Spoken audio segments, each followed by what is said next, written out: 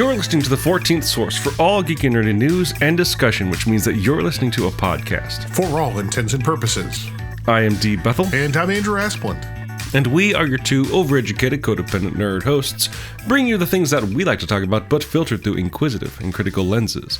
In the episode for Friday, November 18th, 2022. Whew, it's been quite a week. It's been quite a week.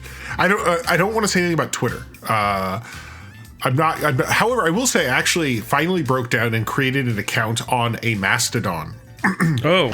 I say a Mastodon because for those who don't know, Mastodon is an instanced social network that where basically people set up their own, but they're federated.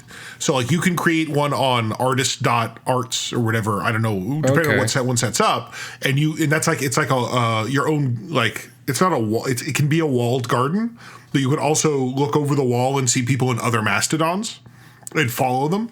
So it's this interesting thing where it's kind of reminds me of like Discord a little bit with their Discord servers and stuff. Well, the weird thing though is that every Mastodon you maintain, they have their own accounts and everything, right? That's the thing is that like, so I'm on dice.camp, which is a tabletop role-playing one that was set up by actually a tabletop role-playing designer. He just got the code and instanced his own Mastodon. Right. And so he actually... It's like a franchise. You buy into the franchise. To a certain extent. And people are paying him to maintain it. It's like $100 a month. So there's like a little, Ko-Fi or whatever. There's no ads, though, because he's just paying for it. Mm-hmm. But what's interesting is, I can follow people on other Mastodons. But it's nice. I can also then shift to local and only see people on the Dice Camp. And I'm assuming there will be moderation in that forum, independent from people in other Mastodons. But there's something nice about it, being able to say like, here's the place where the TTRPG people are, and I can just stay in there and see what I want to see, which is really what I want out of Twitter most of the time. I know, it's like all you really want to see is the tabletop stuff. I can go outside and look at other things, but I can come back in the safety of my garden. That's interesting. I'm interested to hear more of your experience with that service, because that is the alternative I'm hearing about the most as Twitter not even slowly burns, but quickly burns. Yeah. I think there's a lot. I'll have probably more to say over time. I know some people, there's some privacy issues. Like for example, direct messages aren't encoded. And there's some other weird features about direct messages. And really the takeaway is don't use it for like private stuff, right? Right. It's a putting shit on the internet system. I mean, that's something I thought of. And I mean, I get why, like, because, we've had Facebooks and other things where you put like personal stuff. To me, it's like, this is what I wanted. I want to be able to just talk about role-playing games. Honestly, you shouldn't be using a third-party service, a public third-party service to do personal stuff anyway. Right. So. But some people do, and I get why that's, this is not for them. Right. But anyway, so I just want to say that because I don't want to talk about Twitter, but I do want to mention that I'm on a Mastodon. I don't know I don't know how to like give my URL, or I think it's I have to put it because it's just Profound Dark, but I think it's at dice.camp. I don't know. I have to figure out anyway, we'll talk about that later.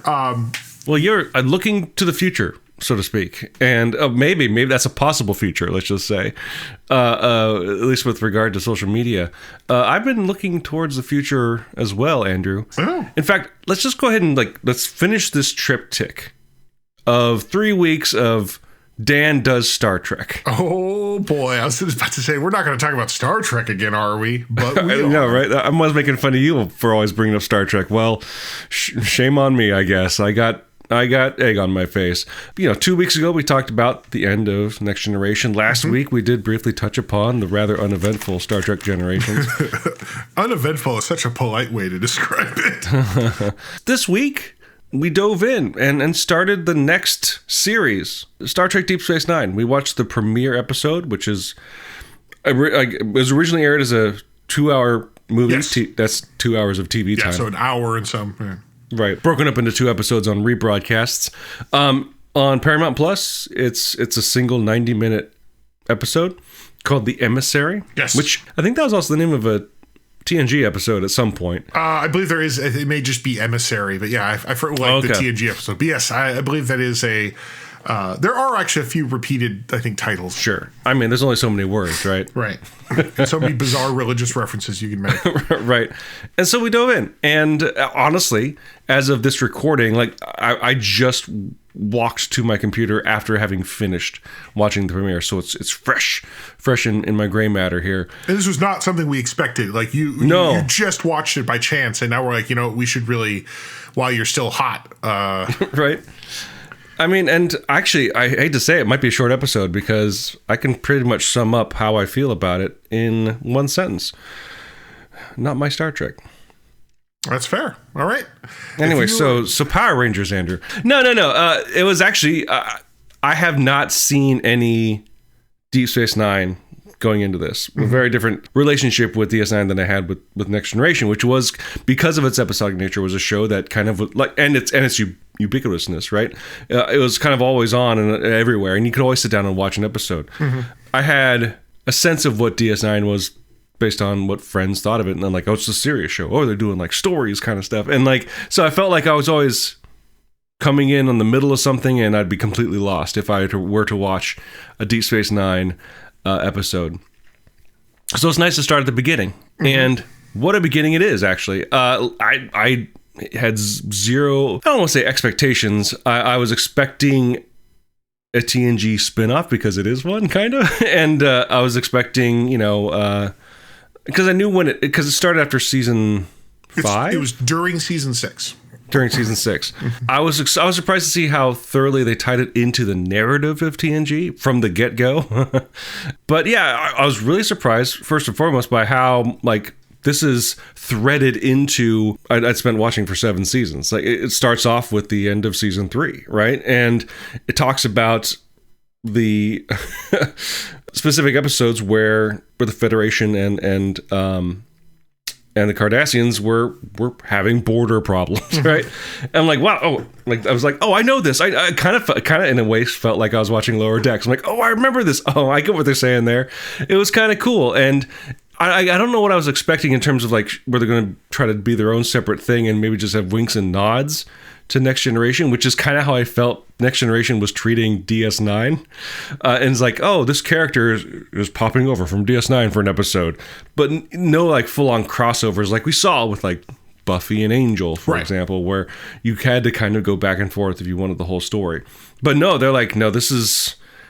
We know what you're coming in with, viewers. And so they're really did a nuanced and interesting job making this an extension of Next Generation, not just a spinoff. Right. Well, in so much that the first episode features a Next Generation character, Patrick Stewart as Jean-Luc Picard, and how that character is important to the main character, or one of the main characters of Deep Space Nine. Benjamin Sisko is played by Avery Brooks. Yeah, I mean, definitely there's that connection there. Although I will say that by the end of the episode, he's resolved his beef with Captain Picard, and we then move on from that. Right, because he went to space therapy. Yeah, he would talk to God. He talked to God, and got over it. Yeah, so for those that don't know, it's the episode opens with the Battle of Wolf 359. Right, with Picard as Locutus of Borg, basically destroying the shit out of the Federation. And one of those ships happened to be one that Sisko was on, where he lost his wife.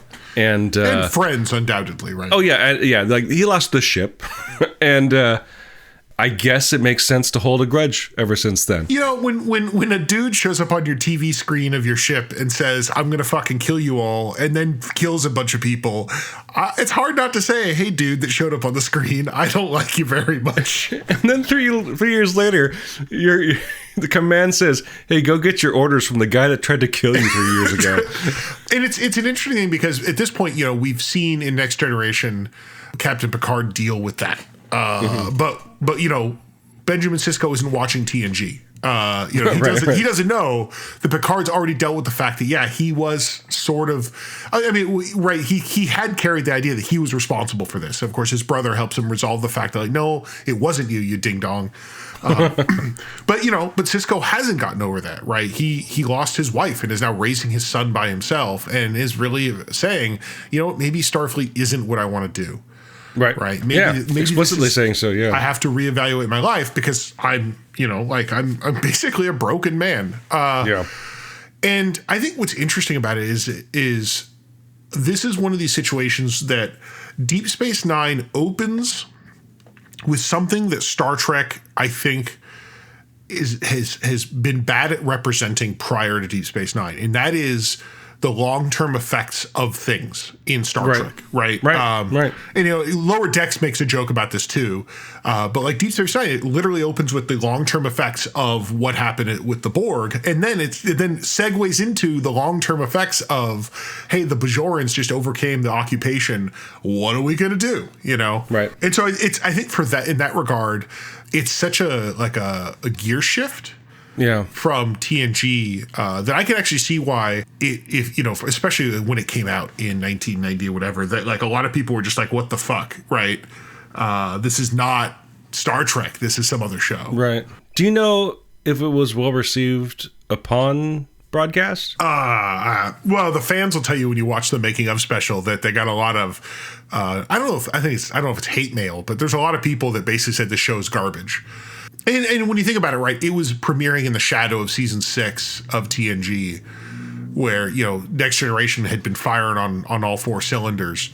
And the show, I mean, a lot of people said, hey, what is this? They're not exploring strange new worlds. In fact, they're not going anywhere. Right? Like it rotates around the planet. Right. Hey, no, it moved. They moved it with the 6 baby thrusters. Yeah. They moved very it nice. Whole, whatever. I mean, it almost broke apart. In the process. I asked because not only is it a different type of Star Trek, right? But one of the things that really stood out to me, and I'm sure it was conscious, although being in the 90s, right? It was like, I don't know if it was as conscious a move as it would be now, but like, it really did a lot to upset the paradigm of power and representation of power, in that the commander, because he's not captain by the end of the episode. No, he's not. And that's okay. Apparently some weird Star Trek thing where stations are run by commanders. And I was wondering about that, if it was just a hierarchy. Yeah. Which to me is, in the Navy, sort of backwards. Like, oh, really? Right. Like, if you're in charge of a base, that's a lot bigger than a boat. Right? Like, it's like, but you're not captaining, and it's not moving anywhere. Is that fluid? Do they just start calling him captain at some point, or there some big ceremony? He gets promoted in season 4, I think. Oh wow! Okay, the ostensible captain of this space station is not leading the station for most of the episode. Mm-hmm. He's experiencing a very bad time emotionally in the time vortex that the TARDIS flies through. Right. And closer than you know, right? And the majority of like the people making active decisions for the welfare of the larger crew, of the larger ship, are women, and specifically non-humans. Mm-hmm.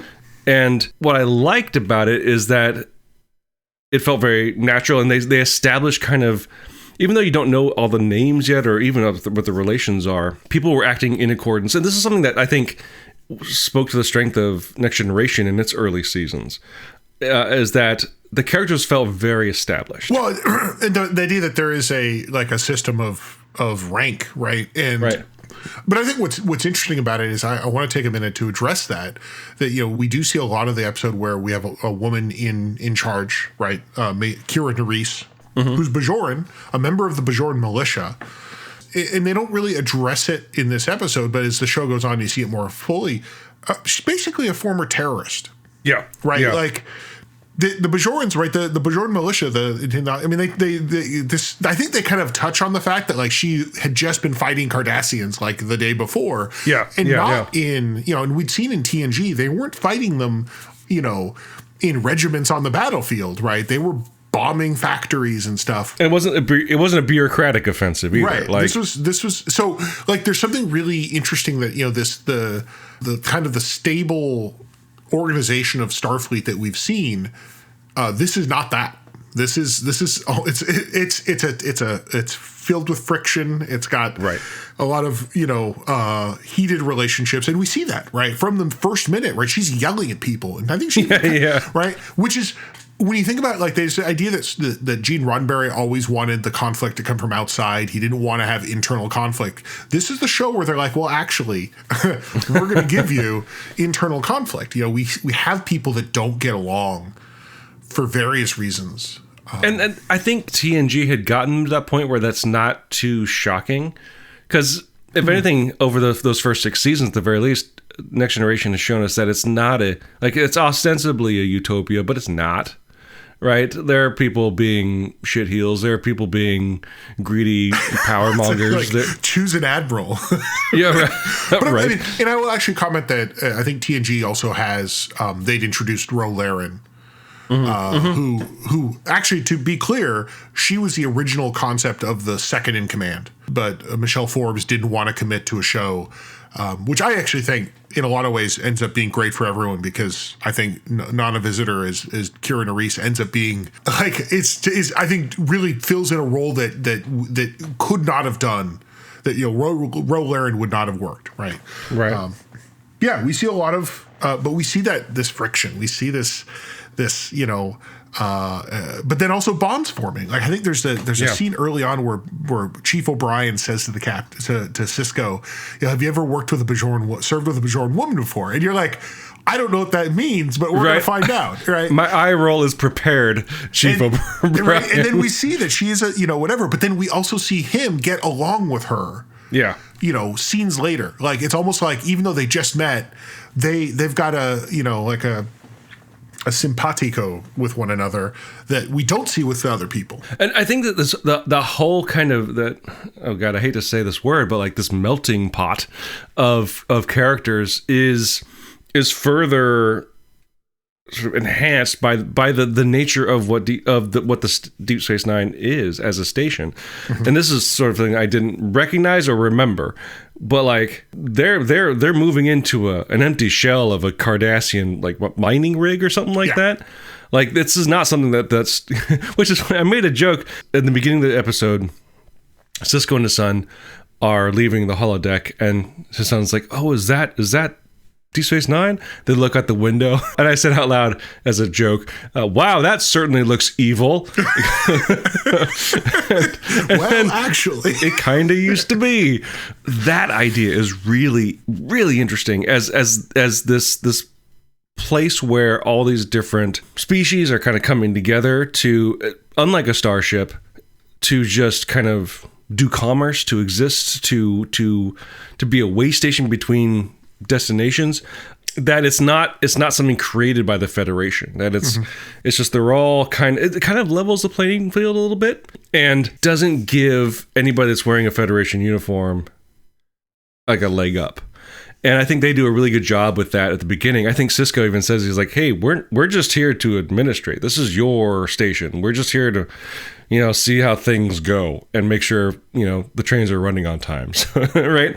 It's a cool concept. I think to me, I wasn't skeptical, but I thought I had it figured out before I saw it. I'm like, oh no, they actually created a premise that was more than just, this is a stationary Star Trek. It's doing something actually interesting with what science fiction can do. Well, and there's always this idea of Gene Roddenberry described the original series as wagon train to the stars, right? You go to a new place every week. This one is very much like the frontier town. Right. Where you have people coming to the town, and we see the regulars, but it's not that you can't have stories. It's a very different kind of story. And I think they have, and the fact that the base cast, which I'll talk a little bit about the extended cast, which you haven't seen yet, but the base cast, right? You already have a motley kind of crew of people, right? You have Armin Shimmerman as Quark, the salty businessman. You've got Rene Auberjonois is the marshal, right? The constable. You have neither of them in the Federation, neither of them human. Right. Right. You've got Nana Visitor is the major former terrorist. You've got Alexander Siddig is the obnoxious doctor.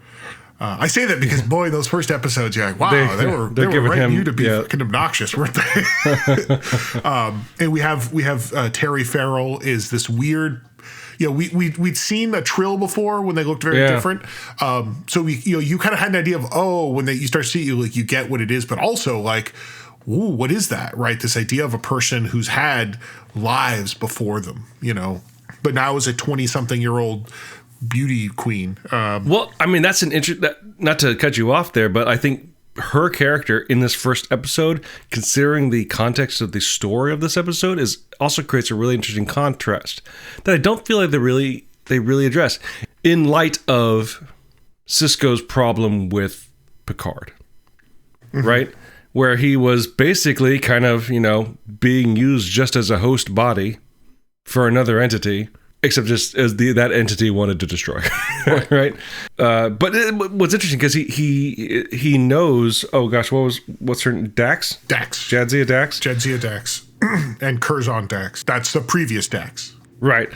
They're old friends, and yet it's technically in a way very similar to kind of what Picard went through. I'm not trying to draw any conclusions, but like it's an interesting parallel that Sisko's running down the middle of. Right, and the show throughout you'll see that they will address notions of identity and stuff like that, and using Dax to propel some of these stories. But I just think with the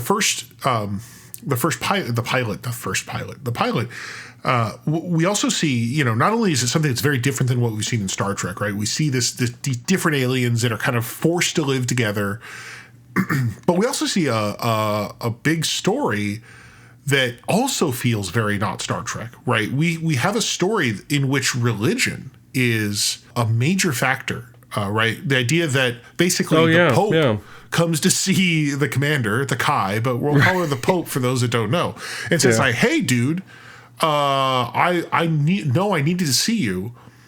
Because I had a vision. By the way, I want you to go look at this special effect, and maybe you'll have a vision too, right? Well, yeah. I mean, the Green Lantern. the Green Lantern in this fancy candy box. right. No, it was the box from Pee-wee's Playhouse. I was actually thinking it was like a panettone box, anyway. But the point is that, right, we then spend half the episode dealing with the idea of a people's religious belief system might be real. Right? The idea that or something, right? We don't know yet in the first episode. We just know that they have a religion that is based on a thing that is like a verifiable alien thing.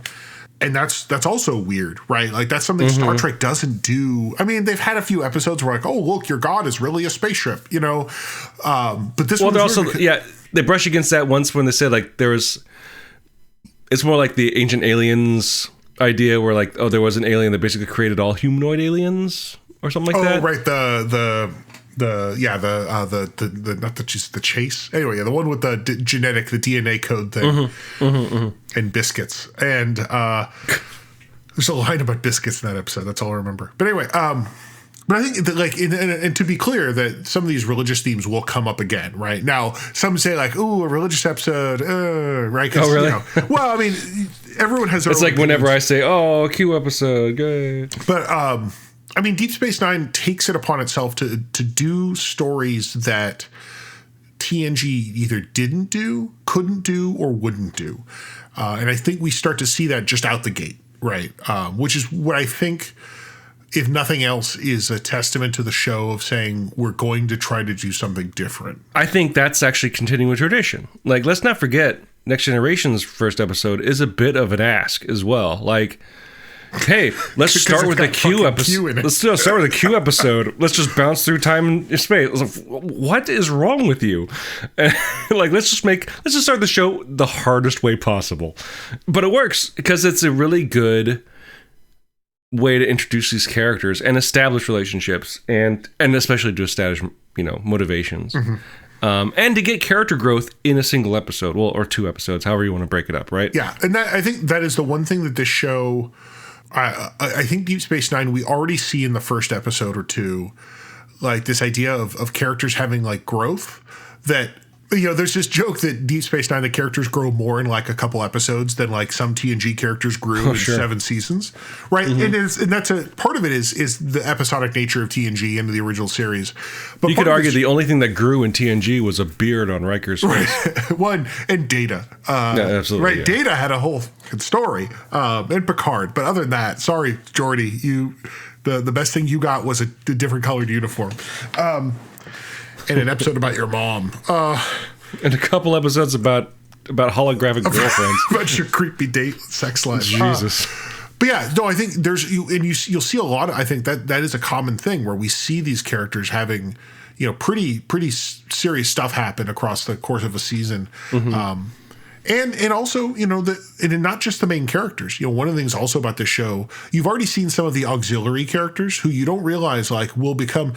There's a shot. I wish I could show it to you, but you'll see it in years when you watch the documentary where they had basically like their board, and they had on the left side were all the main characters' photos, right, mm-hmm. or whatever, or names, and on the right side was like the 50 auxiliary characters that they'd kind of had, or whatever. Maybe it's not 50, but it's just this array of other characters that kind of become, they're like regulars, but not the main cast. You saw Quark's nephew, Nog,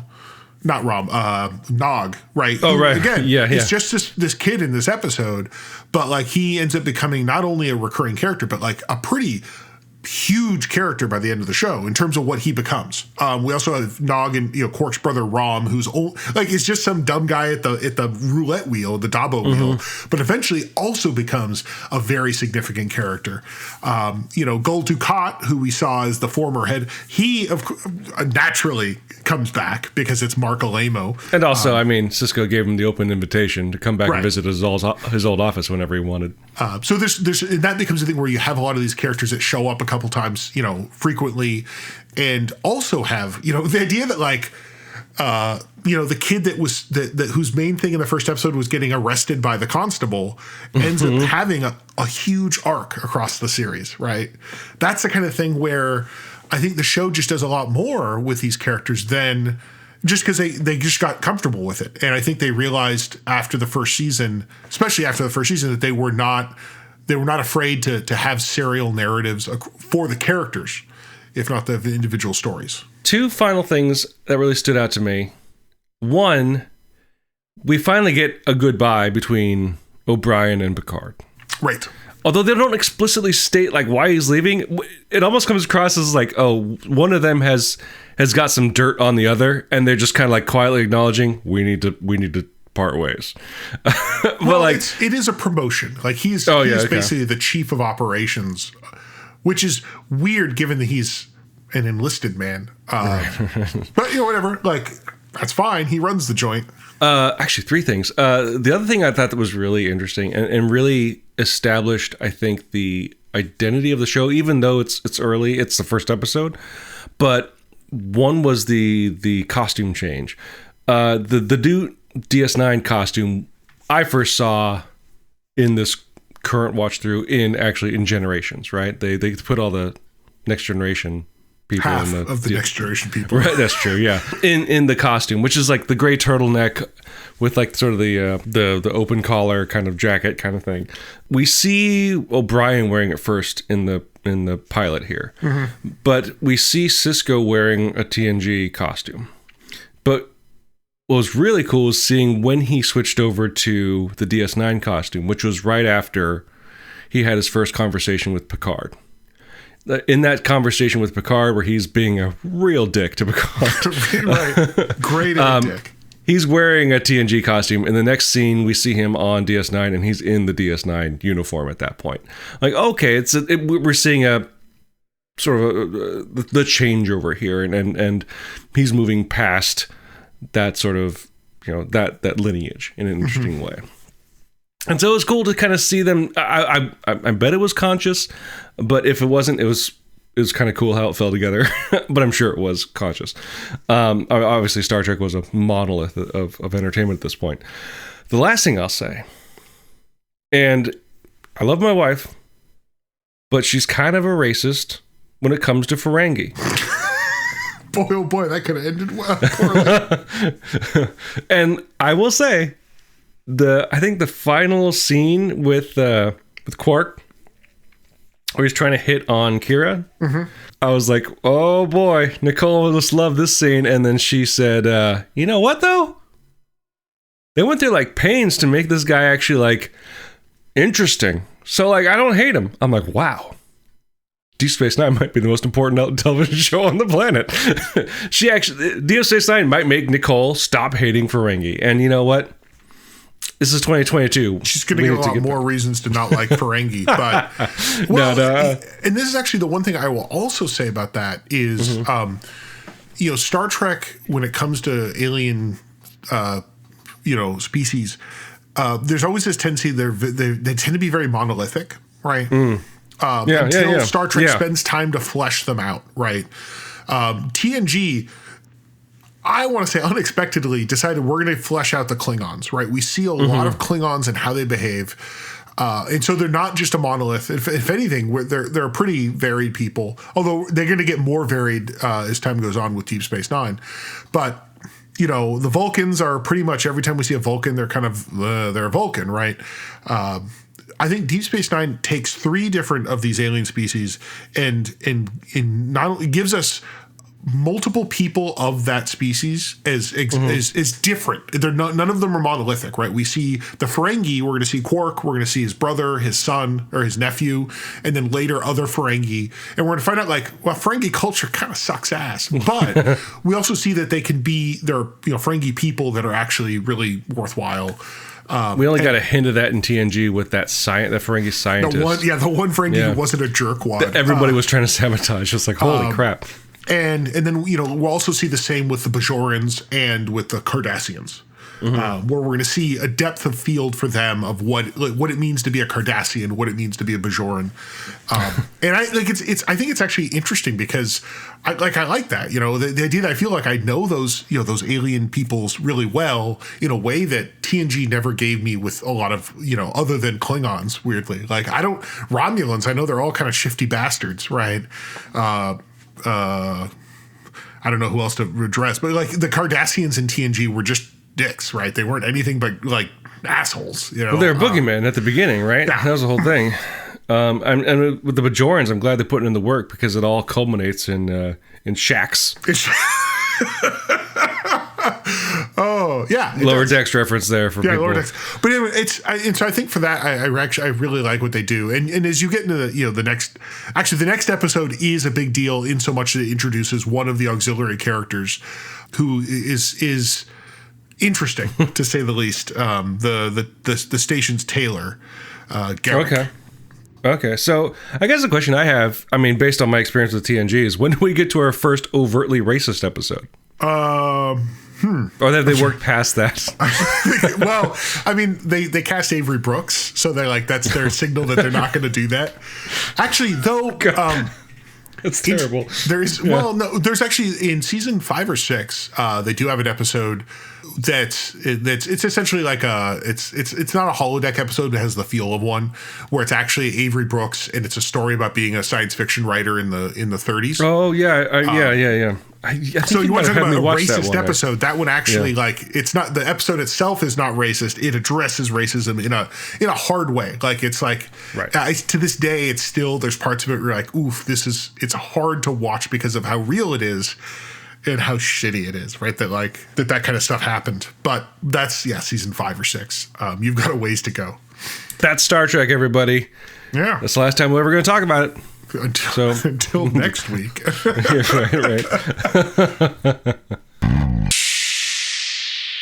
So if you, dear listeners, have any thoughts about the topics we discussed in this episode, feel free to leave your thoughts as comments on the page for this episode at forallintents.net. You can also post your comments or engage in conversations with other listeners on our Facebook page. You can find us on other social media as well, such as Twitter and Instagram, as long at the very least as Twitter and Instagram exist. You can find us at our respective handles, which means on Twitter you can find Andrew for now at Profound Dark. You can find me at dbethel. You can find us on Instagram as well, which means you can find Andrew at Profound Brick and me and my work at dbethel Comics. So I did check, and for those that want to check out the Mastodon, I'm actually at Profound Dark at dice.camp. So there you go. While you're at our website at forallintents.net, you can also take a look at our YouTube page, which you can find by clicking on the link in the corner that says YouTube. Or you may already be on YouTube listening to the show there because we do rebroadcast it there. If you are, feel free to like and subscribe, or as the kids like to say, ring that bell. We use two tracks of music for our show. One is called Disco Medusae, the other is called District 4. They're both written and performed by Kevin McLeod, the Clan McLeod, immortal swordsman, graph paper enthusiast, and musician extraordinaire. You can find his music at incompetech.filmmusic.io, and that's all licensed under the Creative Commons 4.0 attribution license. If you like the show and like to help us out, the best way to do so would be to subscribe to the show using whichever podcasting service you happen to use.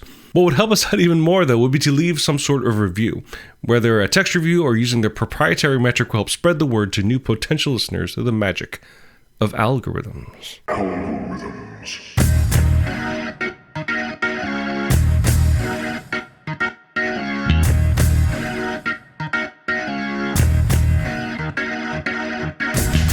I have one thing to say, Andrew. Let us cling together. Teo Toriata, as they say. You are talking about the new Tactics Ogre Reborn. Yes, Andrew and I are both in it to win it seems. Wow, we this has been dominating our weekend. A brand spanking new game. Well, a brand spanking new remake of a 30-year-old game.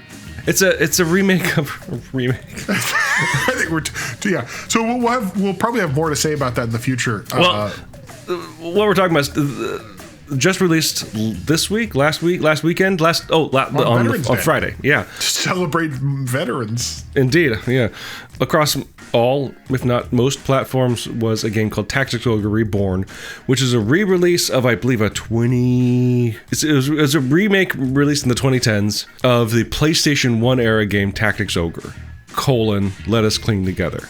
A strategy RPG released by Enix, which was bought by Square, that is a sequel to Ogre Battle from the Super Famicom, Super NES era, which formed the basis of what a lot of modern players know as Final Fantasy Tactics.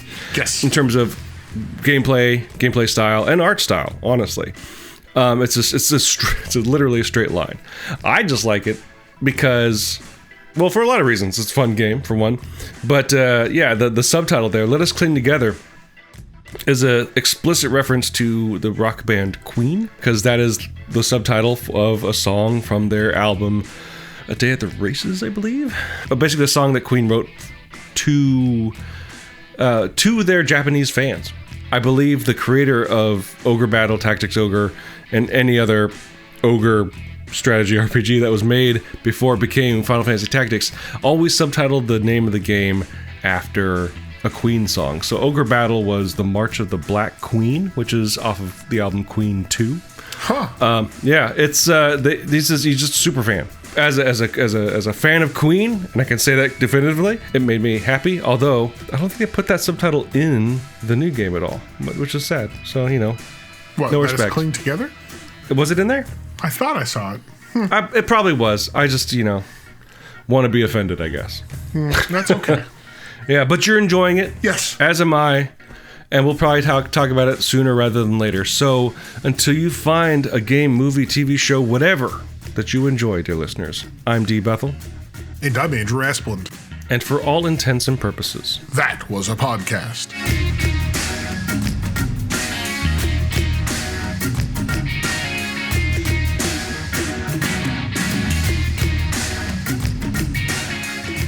Are we good to wrap it up? You can beam up and land your runabout now.